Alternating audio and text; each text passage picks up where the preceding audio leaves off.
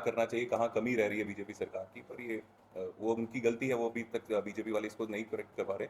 लेकिन मुझे लगता है इस चीज़ का और ये जो हमारा जो मुहिम है, इसकी प्रेरणा राहुल जी से ही है। और ऑफ कोर्स जितने लोगों की रिक्रूटमेंट हुई है उनको खुशी हुई होगी, तो इसके प्रेरणा स्रोत राहुल गांधी जी ही है। तो जितना मैं बिहार अभी घूमा पलायन यात्रा में, पलायन रोको यात्रा में भी, तो कितना पता चला सपोल में एक फूड प्रोसेसिंग प्लांट बनाने का घोषणा और उसका सैंक्शन हो गया था कांग्रेस के समय, उसको बंद कर दिया गया। वहाँ पे जो फूड प्रोसेसिंग प्रोसेस बना सकते थे, जो एग्रीकल्चर के लिए कुछ कर सकते थे, सरकार ने कुछ नहीं किया। तो जब वहाँ पे वैसी चीज़ें ही नहीं है, हाँ आपके मेरे मध्य ये काफ़ी डिस्ट्रिक्ट वहाँ पे ऐसे हैं, यहाँ पे मिल्स हैं, यहाँ पे ये शुगर मिल्स हैं, वीट की मिल्स हैं, वो 20 सालों से 10-11 सालों से बंद पड़ी हुई हैं। उसको शुरू करने की ज़रूरत है। जब सरकार उस पर काम ही नहीं कर रही तो वहाँ से जॉब कैसे मिलेगा?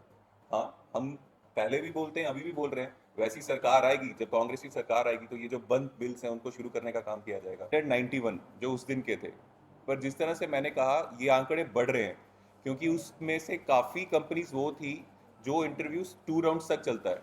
तो जिनका इंटरव्यू सेकंड राउंड तक चल रहा है उनको अभी कॉल्स आ रही हैं, उन लोगों को, उन स्टूडेंट्स को, उन यूथ को, और उनको कैंपस में, कंपनी के कैंपस में बुलाया जा रहा है और उनका सेकंड राउंड ऑफ इंटरव्यू भी हो रहा है। तो शायद उसमें से भी काफ़ी लोग, रिक्रूटमेंट उनकी भी होगी, तो शायद ये नंबर आगे बढ़ेगा।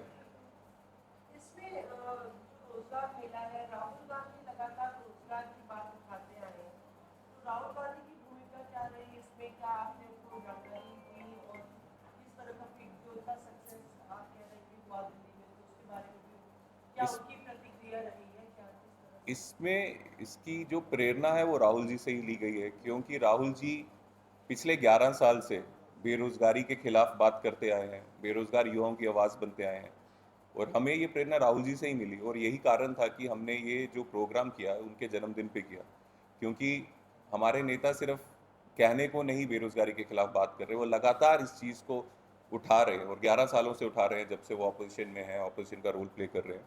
तो मुझे लगता है कि वो नेता जो हमेशा बेरोजगारी के खिलाफ बात करते हैं, बेरोजगार युवाओं के लिए क्या होना चाहिए, सरकार को क्या पॉलिसीज़ बनानी चाहिए, कितनी बार उन्होंने मीडिया के थ्रू या अपनी बाइट्स में या अपने स्पीचेस में ये बताया है कि क्या करना चाहिए, कहाँ कमी रह रही है बीजेपी सरकार की। पर ये वो उनकी गलती है, वो अभी तक बीजेपी वाले इसको नहीं करेक्ट कर पा रहे। लेकिन मुझे लगता है इस चीज़ का और इस ये जो हमारा जो मुहिम है, इसकी प्रेरणा राहुल जी से ही है। और ऑफ कोर्स जितने लोगों की रिक्रूटमेंट हुई है उनको खुशी हुई होगी, तो इसके प्रेरणा स्रोत राहुल गांधी जी ही हैं।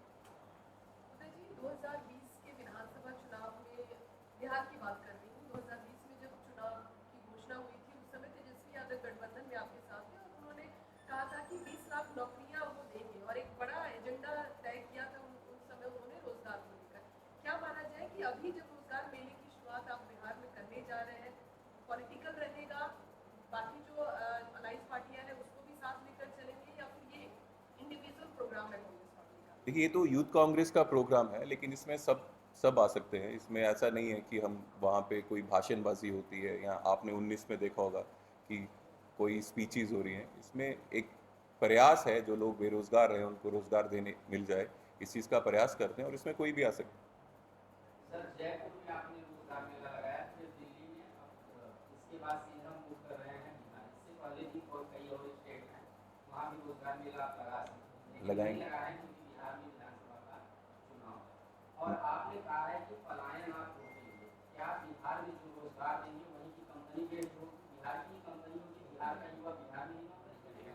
अगर नहीं करता है कोई अदर जगह की कंपनी होती है, जैसे दिल्ली जैसी कंपनी, तो पलायन कहाँ होगा? बहुत अच्छा सवाल किया है। पलायन जो है, जो लोग जॉब करते हैं प्राइवेट कंपनीज में या सरकारी नौकरियों में बिहार के, वो आज भी जो एमएनसीज में काम करते हैं वो आपको दिखेंगे, बेंगलोर जैसे, दिल्ली, गुड़गांव जैसे सिटीज़ में। और वो बिहार में नहीं, वो बिहार के युवा नहीं, पूरे देश के युवा वहाँ पे होते हैं। इसको पलायन नहीं कहते, ये तो अपनी मर्जी से वो जा रहे हैं। पलायन अगर की मैं अगर बात करता हूँ, तो पलायन वो है जो मजबूरी से घर छोड़कर, अपने परिवार वालों को छोड़ के मेहनत मजदूरी जम्मू में कर रहा है, या कन्याकुमारी में कर रहा है, कश्मीर में कर रहा है, या शाम में कर रहा है। उसको बेसिक सैलरी जो है वो भी नहीं मिल रही है, वो ईंटें उठा रहा है या बोरियां उठा रहा है, और जो सैलरी सरकारी जो आंकड़े हैं उससे भी कम मिल रहा है। उस चीज़ की मैं बात कर रहा हूँ। ये तो पढ़े लिखे रोजगार जो बच्चे हैं उनको रोजगार मिलेगा, वो यहाँ पे ऑफ कोर्स यहाँ पे ज़्यादा इंडस्ट्रीज होंगी, उनको वहीं जॉब मिलेगा। अगर आपने सवाल कर ही लिया है, तो जितना मैं बिहार अभी घूमा पलायन यात्रा में, पलायन रोको यात्रा में भी, तो कितना पता चला सपोल में एक फूड प्रोसेसिंग प्लांट बनाने का घोषणा और उसका सैंक्शन हो गया था कांग्रेस के समय, उसको बंद कर दिया गया।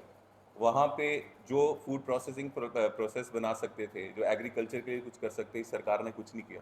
तो जब वहाँ पे वैसी चीज़ें ही नहीं है, हाँ आपके मेरे मध्य ये काफ़ी डिस्ट्रिक्ट वहाँ पे ऐसे हैं, यहाँ पे मिल्स हैं, यहाँ पे ये शुगर मिल्स हैं, वीट की मिल्स हैं, वो 20 सालों से 10-11 सालों से बंद पड़ी हुई हैं, उसको शुरू करने की ज़रूरत है। जब सरकार उस पर काम ही नहीं कर रही तो वहाँ से जॉब कैसे मिलेगा?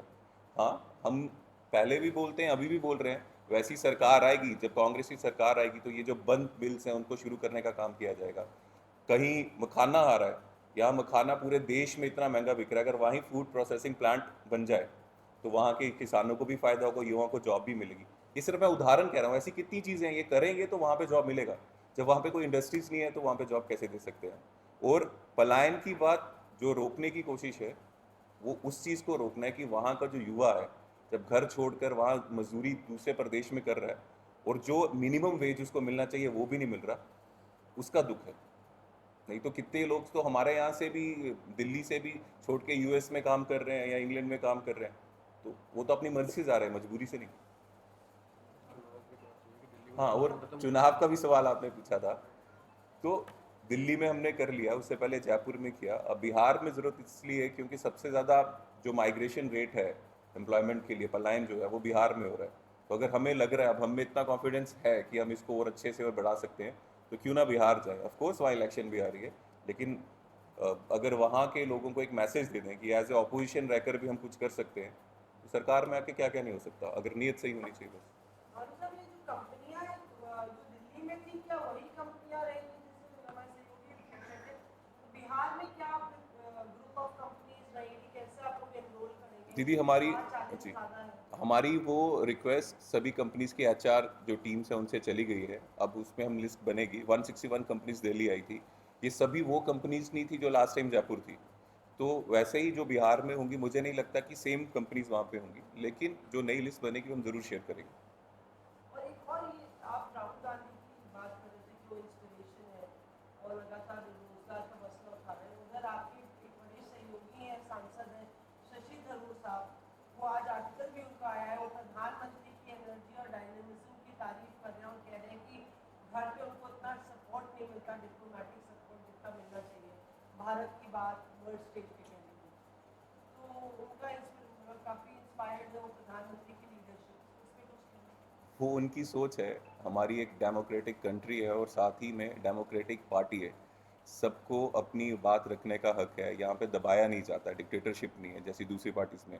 उनकी सोच है, वो जैसा उनको सही लगता है वो बोल रहे होंगे, और उस पर क्या करना है वो लीडर आई मेन एआईसीसी का काम है। हमारा जो काम है युवाओं के जितने इश्यूज उठाए हैं हम उस पर फोकस रहते हैं।